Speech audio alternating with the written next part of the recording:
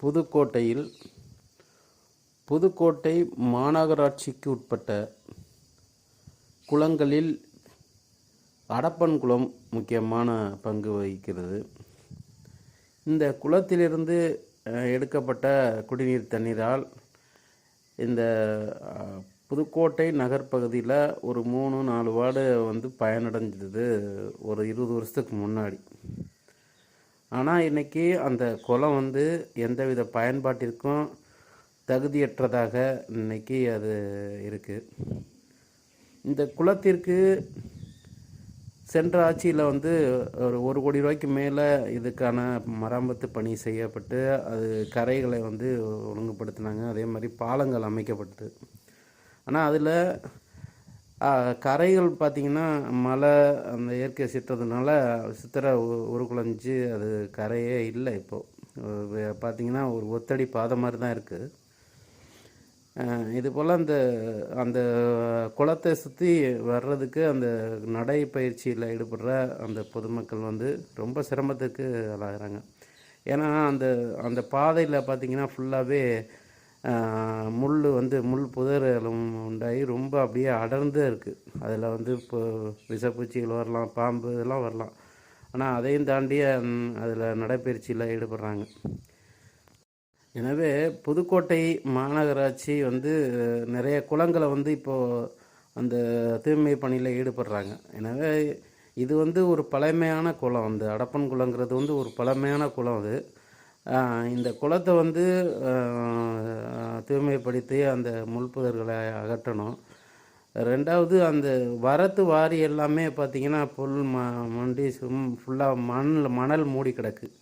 இது அந்த வடகிழக்கு பருவமழை வர்றதுக்கு முன்னாடி இதை அந்த கரையெல்லாம் சுத்தம் பண்ணிவிட்டு அந்த வரத்து வாரிகளை அந்த இருக்கிற மண் கோரையெல்லாம் எடுத்தாங்கன்னா நல்லாயிருக்கும்.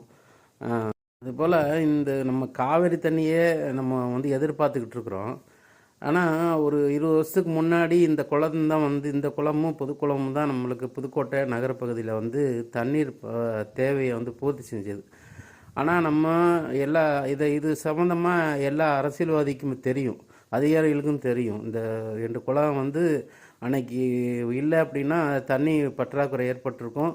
தண்ணிக்கான தேவைக்கு நம்ம நிறைய சிரமப்பட்டிருக்கோம். ஆனால் அதையும் தாண்டி அடப்பன் குளத்தை பொறுத்தளவில் அதோடைய வரத்து வாரிகள் சரி செய்யாமல், அதே மாதிரி நகர் பகுதி விரிவடையும் பொழுது இந்த வாரியில் கழிவு நீரை விட ஆரம்பிச்சிட்டாங்க. அதனால் கழிவு நீர்னால இப்போது எல்லா வரத்து வாரியும் இந்த அடப்பங்குளத்துக்கு வர்றது வாரின்னு பார்த்திங்கன்னா அந்த வரத்து வாரிகள் ஒரு 4-5 இடத்துலேருந்து வருது அந்த தண்ணி. இது ஆர்ஸ்பதி காடு, அந்த காடு வழியாக தான் அதிகமாக தண்ணி வரும். இப்போ நம்ம சென்னையில் செம்பரப்பாக்கம் மாரி இது மாதிரி கிருஷ்ணா நதினெல்லாம் கொண்டு வர்றது மாதிரி இது மழை தண்ணீர் மட்டும் வர்றது மாதிரி ஒரு வடிகால் அமைச்சாங்க அப்படின்னா நாளைக்கு நம்ம காவிரி தண்ணியை எதிர்பார்க்க வேண்டியதில்லை. இந்த அடப்பங்குளத்து தண்ணியை எடுத்து பயன்படுத்தலாம். அதனால் அரசியல் நம்ம தமிழக அரசு இது மாதிரியான திட்டங்களை போர்க்கால அடிப்படையில் எடுத்து இதை பார்த்தாங்க அப்படின்னா நாளைக்கு மக்களுக்கு இது பெரிய பயனாக இருக்கும். இப்போது இந்த குளத்தை பாருங்கள். அந்த குளத்தில் சுற்றி பார்த்திங்கன்னா ஃபுல்லாக மரம் முள் மரமும் அந்த கோரைகளும் நிறைய அடர்ந்து இருக்குது. எனவே இப்போது நம்ம மாநகராட்சியை பொறுத்தளவில் இன்றைக்கி புதுக்கோட்டையில் நிறைய குளத்தை தூய்மைப்படுத்துகிறாங்க. அது மாதிரி அடப்பங்குளத்தையும் தூய்மைப்படுத்தி அந்த கரைகளை சரி செய்து அதில் நடக்கிறதுக்கு தகுந்தவாறு அதை மாற்றி அமைக்கணுங்கிறது பொதுமக்களுடைய கோரிக்கையாக இருக்குது. எனவே புதுக்கோட்டை மாநகராட்சி இது தொடர்பாக தகுந்த நடவடிக்கை எடுக்க வேண்டும் என்பது அனைவரின் கருத்தாக இருக்கிறது. நன்றி, வணக்கம்.